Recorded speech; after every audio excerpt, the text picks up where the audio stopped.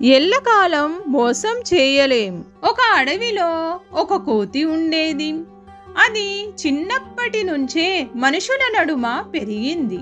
దాంతో దానికి అన్ని మనుషుల బుద్ధులే వచ్చినాయి. ఒకసారి ఆ కోతి పక్కనే ఉన్న అడవిలోనికి పోయింది.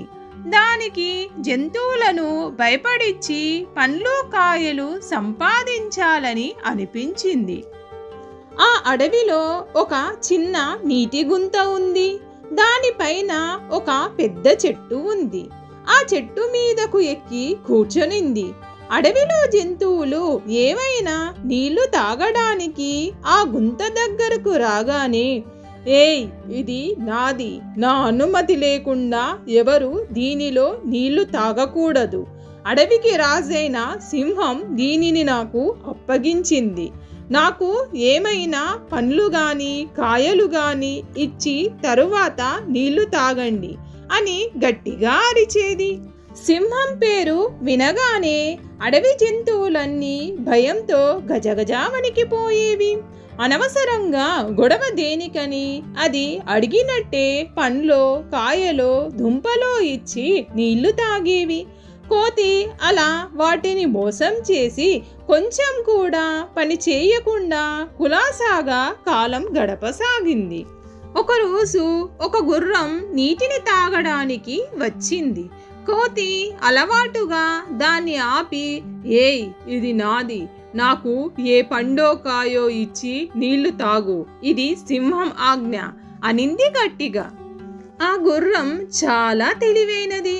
అది కొన్ని రోజులు మనుషులతో ఉండి వాళ్ళ పద్ధతులు నచ్చక పారిపోయి అడవికి వచ్చింది.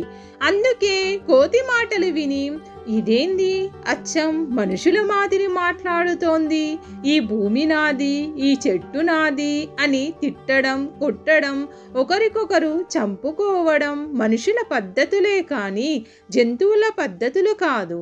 అడవిలో అన్నీ సమానమే, అన్నీ అందరివే. ఈ కోతి పక్క ఊరి నుంచి వచ్చినట్టుంది, అందుకే అజమాయిషి చెయ్యాలనుకుంటోంది. దీనికి ఎలాగైనా బుద్ధి చెప్పాలి అనుకొనింది. కోతి బావా, నా దగ్గర పండ్లు కాయలు ఏమీ లేవు. కావాలంటే నిన్ను నా మీద ఎక్కించుకొని అడవంతా అలా సరదాగా తిప్పుతా, ఏమంటావు అనింది. కోతికి ఈ ఆలోచన నచ్చింది. హాయిగా కాళ్ళు నొప్పి పెట్టకుండా అడవిని చూడొచ్చు కదా అనుకొని సరే అనింది. గుర్రం కడుపు నిండా నీళ్లు తాగగానే కోతి దానిపైకి ఎక్కి కూర్చొనింది. గుర్రం కొంచెం దూరం నెమ్మదిగా పరిగెత్తుతూ ఒక్కసారిగా వేగం పుంజుకొనింది. ఆ వేగానికి కోతికి కళ్ళు తిరగసాగినాయి. గుర్రం మెడను గట్టిగా పట్టుకొని, నెమ్మదిగా నెమ్మదిగా పరిగెత్తు, పడిపోయేటట్టు ఉన్నాను అనింది వణికిపోతూ. గుర్రం మరింత వేగం పెంచుతా, కోతి బావా, కాసేపు ఓపిక పట్టు, సింహం గుహ నుంచి బయటకు పోయే లోపల దానిని చేరుకోవాలి అనింది. సింహం పేరు చెప్పగానే కోతి అదిరిపడింది. సింహం దగ్గరకా? ఎందుకు అనింది భయం భయంగా. ఏం లేదు బావా, నీకు అప్పజెప్పినట్టే నాకు ఏదో ఒక చెరువో నదో ఇవ్వమని అడుగుతా. అప్పుడు హాయిగా కాలు మీద కాలేసుకొని పనిపాట చేయకుండా నీలాగే బ్రతికేయొచ్చు అనింది. ఆ మాటలకు దానికి గొంతులో వెలక్కాయ పడ్డట్టయింది.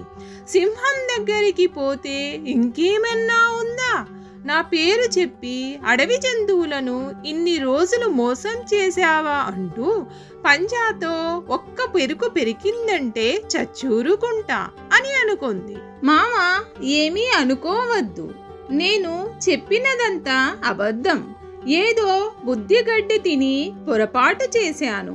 ఈ ఒక్కసారికి వదిలేయు, ఇంకెప్పుడు ఈ అడవికి రాను. నన్ను సింహం దగ్గరికి తీసుకొని పోవద్దు అనింది కండ్ల నీళ్లతో. గుర్రం ఒక్కసారిగా ఆగిపోయింది.